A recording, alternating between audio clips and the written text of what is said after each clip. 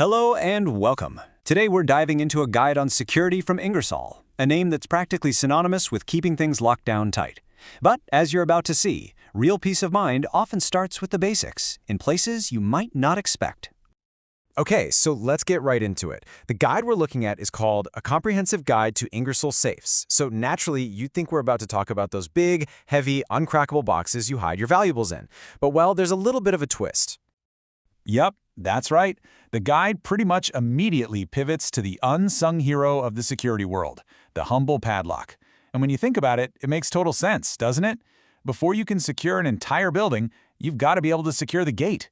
So today, we're going back to the fundamentals. So, let's kick things off with the all-arounder. You know, this is the kind of padlock you'd probably reach for on most days. It's for when you need good, solid, reliable security, but you're not exactly trying to build Fort Knox. And here it is, the Ingersoll OS 711. Think of this as your classic, dependable choice. It's perfect for things like your garden shed, the gate to your backyard, or even a locker. It's really designed to hit that sweet spot between being tough and being easy to use every day. So let's break down what makes it tick. First, that shackle, that's the U-shaped metal part. This one has an open shackle, which just means the opening is bigger. This makes it super versatile and easy to snap onto things, especially if you're dealing with a thick chain or a tricky latch. And don't let the convenience fool you. It's still built tough to handle weather and resist tampering. A real workhorse for a great price. But what if you're protecting something a little more valuable than your lawnmower? Well, that's when you need to level up your security game. So let's check out the next model up, the Ingersoll CS712.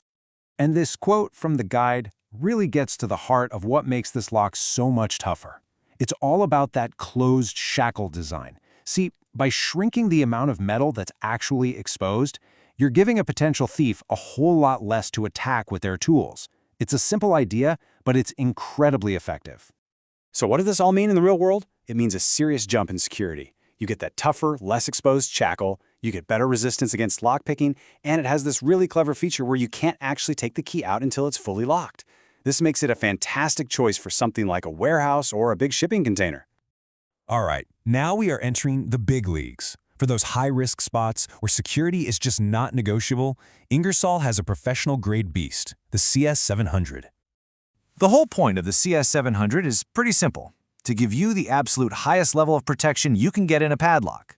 This is the lock you bring in when you're guarding high-value assets, or for places where you know the threat of a serious attack is very real. I mean, just look at these features. This thing is built like a tank. It takes that close shackle idea and pushes it to the extreme, leaving almost no room for bolt cutters. The body itself is reinforced to stand up to brute force attacks, and it even has anti-drill protection. This isn't just meant to scare someone off, it's a serious barrier. Okay, so we've met our three main contenders. Now comes the most important question. How on earth do you decide which one is right for you? Let's put them all side by side and see how they stack up. This table really just lays it all out, doesn't it? It's a clear trade-off between how easy it is to use, how secure it is, and of course the price. The OS 711 is your fantastic, do-it-all option for everyday needs. The CS 712 gives you a huge security upgrade for just a little more cash. And for those times when you need maximum security, no questions asked, the CS 700 is the clear winner. And if there's one thing to take away, it's this. This visual really nails the single most important difference. On the left, that open shackle gives you convenience, but it also presents a wide-open target for cutters. But on the right, the closed shackle's tiny exposed area is a simple but brilliant way to defeat them. That right there is security by design. So you've picked out the perfect lock. Awesome. But your job isn't quite finished yet. Let's quickly go over a couple of practical tips to make sure that investment in security really goes the distance. This might seem basic, but the guide really emphasizes it. Don't just lock it and forget about it.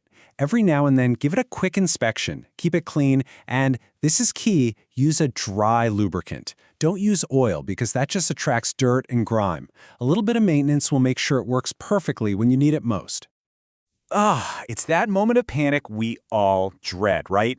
The guide's advice is simple. First, don't freak out. Second, call a reputable locksmith. This is also why they strongly suggest you keep a spare key, but, and this is important, keep it somewhere totally separate and secure. A spare key hidden under a flower pot next to the door definitely doesn't count. And that brings us to our final and maybe most important thought. We spent all this time talking about how strong these padlocks are, but is the lock actually the weakest link in your security chain?